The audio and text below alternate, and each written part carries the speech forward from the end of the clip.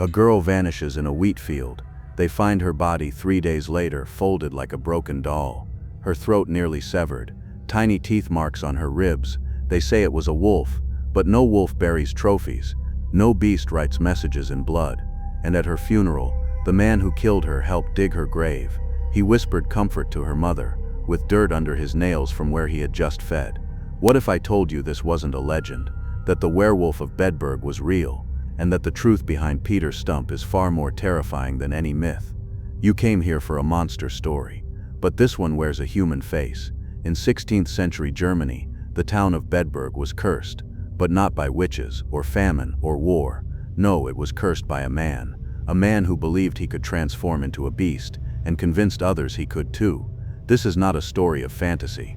This is about how evil hides in plain sight, how a town looked the other way while their children vanished, and how their silence fed a killer far worse than any werewolf. This is the true story of Peter Stump, a father, a farmer, a predator who turned confession into a weapon and turned fear into worship. Stay with me, because what follows is not just horror, it's a reckoning. They called it a cruel winter, but frost wasn't the only thing that crept in. It started with silence, a missing child, then another, then 3, each vanishing on roads they'd walked 100 times, now swallowed by trees that whispered too much and told too little. The woods of Bedburg had always been thick, but this season they felt alive.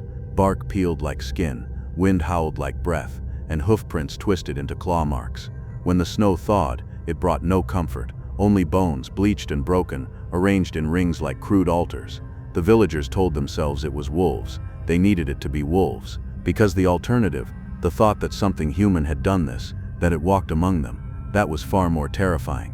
And so the priest buried little Greta under a weeping elm, the mother's sobs shaking the funeral air. Peter Stump stood beside her, hand on her shoulder, head bowed, whispering something about God's mercy. The villagers nodded. They always nodded when Peter spoke. He was a widower, a farmer, a father, hard-working, church-going, the kind of man who lent you tools and fed the poor. But if you looked closer, you'd see the way his boots tracked blood and not just mud, the way he lingered just a bit too long at every girl's coffin, and how the stray dogs always snarled when he passed. One by one the animals began disappearing, goats gutted, pigs mutilated, horses torn as if by steel. Then came the crude wooden stakes, carved from toys, left at doorsteps like warnings. One was found still sticky with blood, another buried in the belly of a sheep. It was Greta's mother who first said it out loud. A werewolf, not a man, not an animal, but both, something between, something punished by God and unleashed by Satan. The priest laughed politely. The town elders dismissed it. But at night, the children were told stories about a beast who smelled of wet soil and iron, who whispered your name from the woods, who could look like your neighbor or your father. Still, Peter remained above suspicion. He gave bread to the poor, sat front row at every mass, even fixed the steeple after lightning struck. And yet, that spring, during the Easter rite, the priest noticed something, a flicker, a catch of breath. As the incense rose and the holy water fell, Peter's face tightened, not in reverence, but in pain. He looked away, just for a second. But it was enough. Later, as the priest prayed alone, he remembered Peter's eyes. They weren't afraid. They were hungry. The farmhouse stood alone on a hill, wrapped in fog and rot. To the townsfolk it was merely old, weather-worn and creaking with time. But to those who dared pass too close, it breathed. Shutters snapped shut like jaws. Windows wept condensation like fevered skin. And sometimes at night, screams bled through the wood, muffled but unmistakably human. They said Peter had a daughter, Sybil, a pale, silent girl who rarely stepped beyond the porch. Her eyes, when seen, looked like glass soaked in nightmares, always downcast, always near him, like a shadow he kept on a leash. He never let her speak, never let her stray. Some said he was protecting her, others knew better. Children dared each other to sneak to the barn. One claimed to see her chained inside, surrounded by tiny cribs filled with hair and bones. Another whispered that she didn't walk. She crawled like something trying to remember how to be human. No one asked questions aloud. In a town this small, silence was a survival tactic, and yet the sins of the town began to echo back in flesh. One woman, overheard cursing her newborn in confession, was found the next day with her tongue nailed to her chest. Another, who struck her son in rage, was discovered impaled on a child's rocking horse, her body twisted like broken wood. The priest began to notice a pattern. Each murder mirrored a sin, whispered behind church walls, and only one man, only Peter, heard all those whispers during communion. He who offered advice, he who consoled, he who remembered. Sybil, meanwhile, grew thinner, pale as paper, eyes ringed in purple. She rarely ate, but she was often seen staring into the well behind their home, lips moving silently, as though praying to something that didn't belong in any scripture. The farmer's wife, a cousin who once helped care for Sybil, fled Bedburg in the dead of night, leaving behind only one sentence carved into her door: "The girl is not his daughter, she is his creation." One dusk, as rain battered the chapel roof, the priest found a necklace buried near the altar, delicate, beaded, with a tiny wooden wolf hanging from it. He recognized it instantly. It belonged to Anna Wirtz, the baker's daughter, missing for 3 weeks, presumed dead. He dug deeper, trembling. Beneath the necklace, wrapped in soil and ragged cloth, was something small, a doll's arm and a human finger. The next morning he walked up the hill, alone, his hands clenched in prayer, his mouth reciting scripture. But the door of Peter's home didn't open. It creaked on its own, and inside, no one answered. Only the flies did. The painter was the first to speak Peter's name in public. He stood in the square one morning, voice trembling but firm, accusing the town of willful blindness. "We know what he is," he said. "We see what he does, and yet we call it superstition."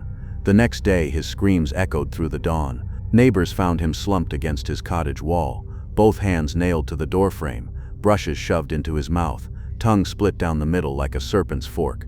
The message was clear: silence or suffer. Peter no longer needed to hide. He had turned terror into theology. He began carving sigils into animal bones, intricate spirals and teeth-like runes, and burying them beneath doorways. Some homes erupted in violence days later. Children turned on parents, wives bled in bathtubs, and dogs howled until their throats tore open. At night, infant cries could be heard echoing from the hills, though no children were missing that week, just noise and dread. Peter erected altars from the skulls of birds, dogs, lambs, and worse. The town pretended not to see, but a hunter stumbled upon a glade where infant skulls had been arranged in a perfect circle, jawbones filled with bloodied roses. At the center, a rotting deer, its antlers impaled with dolls' heads and teething rings. More deaths followed, but they weren't chaotic, they were theatrical. A young couple, guilty of fornicating before marriage, were found crucified on opposite trees, faces sewn together by the lips. Around them, a banner made of stitched linen: "True love is meat." The river ran red one Sunday during a baptism. As the priest raised the child to bless him, a severed hand floated past the congregation, curled as if still reaching for help. No one dared retrieve it. Fear became a way of life. Children wore amulets soaked in urine and rosemary. Doors were smeared with ash and lamb's blood. No one spoke of the werewolf now. They whispered of him, of Peter, but only in corners, and only with tears in their eyes. Still no one moved against him. Not the constables, not the mayor, not even the priest, because to name him was to summon him, and Bedburg was a town that had learned to survive by omission. But God, it seemed, had run out of patience. One storm-choked evening, the church doors burst open mid-sermon. Lightning lit up the nave. There stood Sybil, barefoot, mud-caked, her eyes bloodshot and unfocused, as though she had screamed for days but no sound had ever come out. She held something close to her chest, swaddled in cloth, wet with rain. She stepped forward, trembling, and unwrapped it. A child's severed hand, tiny, pale, wrapped in a rosary. The priest collapsed to his knees. Behind her the storm howled like a wolf awakened from centuries of sleep. The air in Bedburg shifted after Sybil entered the church. Something unspoken had broken. A spell, a lie, a silence too long sustained. That night the priest did not sleep, nor did the hunter named Marcus who'd buried his only daughter the year before. Her mouth stitched shut, her bones boiled clean. They gathered in secret, the priest, the hunter, the blacksmith, a mother who'd lost 2 sons. For the first time someone said his name aloud without flinching: Peter Stump. The priest whispered a prayer. Marcus loaded his musket with silver. By dawn 12 men surrounded the farmhouse.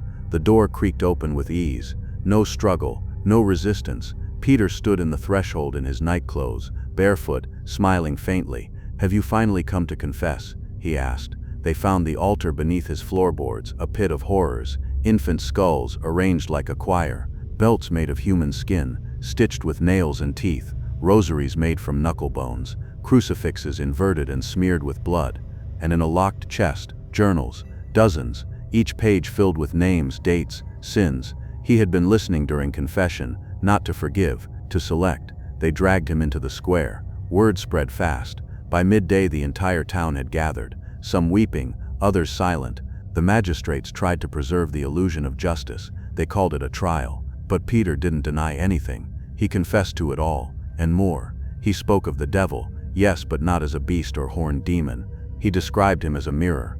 He showed me myself, Peter said. He gave me a belt, not of leather, but of purpose. It made me strong and invisible to fools. When they asked about Sybil, his face darkened. She was chosen, he whispered, the bride of no man but the hunger. The crowd flinched.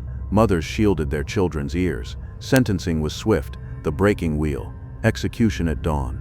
As they bound his limbs to the spokes, Peter chuckled. He looked out at the crowd, many of whom had shared meals with him, prayed beside him, trusted him. You fed me, you blessed me, you watched me eat your children. The hammer came down on his legs, bone split. He howled, but not in pain, in ecstasy. With each blow he chanted in a tongue no one recognized, not Latin, not German, something older, something that made the priest's skin crawl. Before the final strike, Peter looked to the priest and said, "You think the devil has only one tongue." Then silence, a final breath, the town's monster broken. But that night, as the fires died and Bedburg exhaled, a howl rose from the woods, high, long, mournful, not quite man, not quite wolf, and some swore, in their dreams they saw Sybil standing at the edge of the forest, smiling. The killing stopped, but the horror didn't. Sybil lives alone, mute, wandering the woods barefoot. Townsfolk say she sings to trees, others say she's cursed. The church burns the trial records, but evil doesn't vanish in flames. It lingers, in nursery rhymes, in bones beneath farmhouses, in paintings scratched into cellar walls. And maybe the worst horror, that Peter walked among them for years, and no one stopped him. They fed the wolf with silence, and sometimes, silence is the deadliest sin of all.